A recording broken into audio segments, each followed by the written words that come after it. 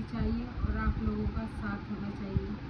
आज मैं आपको इस तरीके की एक बात बताना चाहती हूँ, जो भी मेरे बहन भाई लोग बीमार है, इतनी आजकल बड़ी बीमारियों से गुजर रहे हैं कि सिर्फ वो जानता है या उसका खुदा जानता है या उसका भगवान जानता है, और उसका अंदाज़ा तीसरा कोई नहीं लगा सकता। आगे समझ में, इसलिए मैं आपको आज इतनी बड़ी एक उसकी बात बताना चाहती हूँ जो इससे आप कभी भी अपनी ज़िंदगी से मायूस होना नहीं सीखेंगे।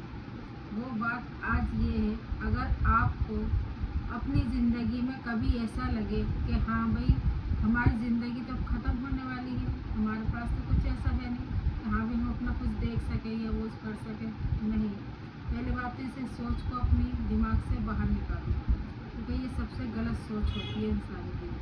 दूसरी बात, आज मैं तुम्हें एक ऐसी कहानी से वो सामना करवाना चाहती हूँ जिससे तुम ये सोच के अपनी ज़िंदगी में कभी यही नहीं सोचोगे कि हाँ हमें ये इतनी बड़ी बीमारी है। एक दफ़ा ऐसी ही एक बात थी, गांव से एक औरतों का वो आ रहा था, क्या कहते हैं, DCM भर के आ रही थी।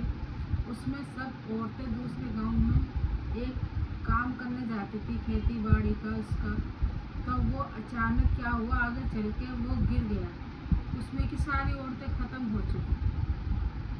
तो ये तो एक किस्म से दुख की बात है। अब इसके अंदर मैं आपको एक अलग बात और बताना चाहती हूँ कि अगर ये बताओ उनको तो कोई बीमारी ऐसी ही नहीं कि जो कि मतलब वो में जल्दी ख़त्म हो गई।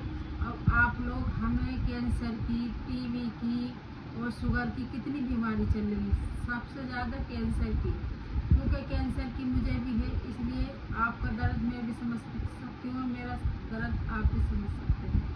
तो इस सोच के अपनी ज़िंदगी पहले ही मायूस मत होने दो कि अगर हमारी ज़िंदगी ऊपर वाले ने जितनी लिखी है तो कैंसर हो जाए, कैंसर का बाप हो जाए, हमें कुछ नहीं हो सकता जब तक ऊपर वाला नहीं चाहेगा। वो औरतें जो मैं भी अभी आपको बताया कि वो औरतों जो गिरी थी, पलटा था गाड़ी, उसमें तो किसी की मतलब कोई बीमारी नहीं थी, कोई वो ही नहीं थी है।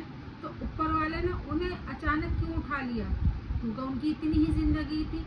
आगे समझ में, तो इस वजह से आप कभी भी कोई बीमारी हो तो ये सोच के मत जियो कि हमारी इतनी ज़िंदगी है, ऐसे जियो कि हमें कुछ हुआ ही नहीं है। क्योंकि आज की डेट पे,